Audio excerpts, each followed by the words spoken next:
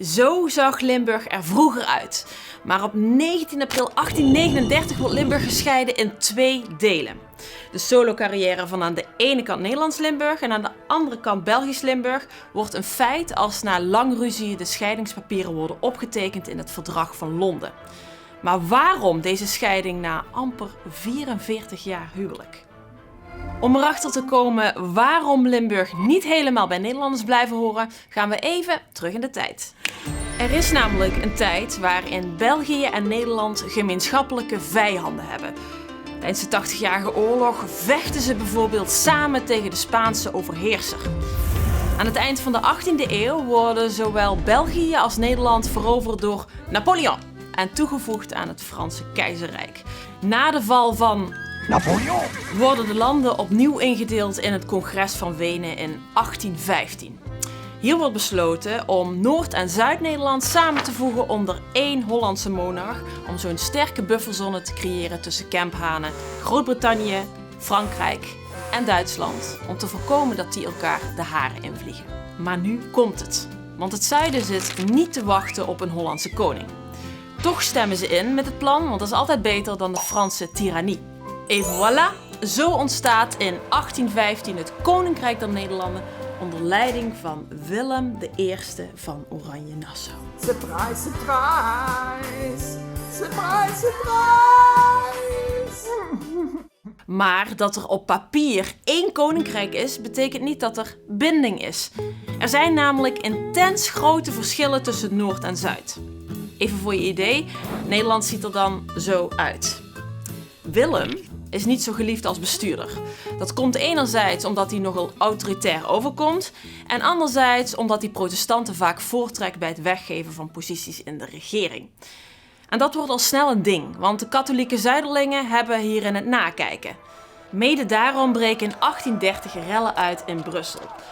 Opstandelingen willen heel graag een onafhankelijke staat. België. De provincie Limburg, op Maastricht en Mook na, sluit zich aan bij de rebellen. Deze revolutie leidt uiteindelijk tot de onafhankelijkheid van België in 1831.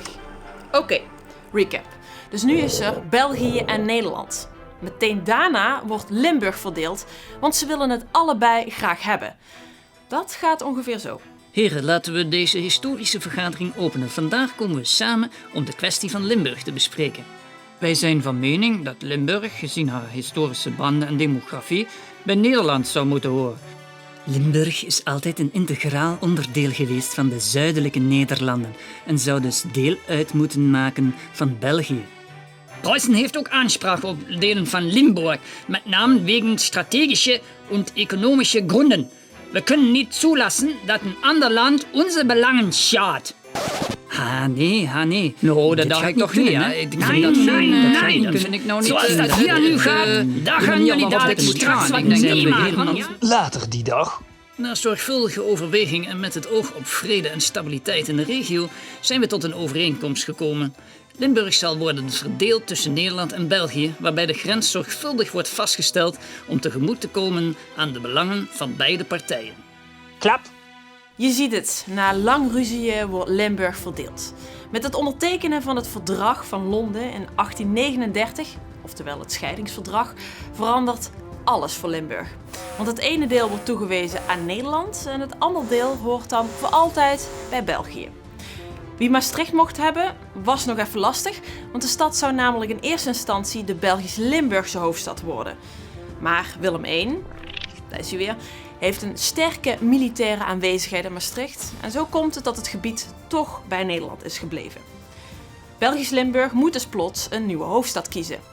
Tongeren en Sint-Truiden zijn dan de logische keuzes, want dat zijn de enige grote steden in de provincie. Maar dat is niet ideaal, want die liggen beide te dicht bij Maastricht of niet centraal genoeg in Limburg. En dus wordt het in eerste instantie Hasselt. Om hun onafhankelijkheid te vieren is 19 april voor de Belgen in Belgisch Limburg een feestdag. Een dag waarop ze ieder jaar vieren dat ze geen onderdeel meer zijn van Nederland. Maar die feestdag hebben we niet, toch? Nou, het wordt hoog tijd. We zin in een feestje.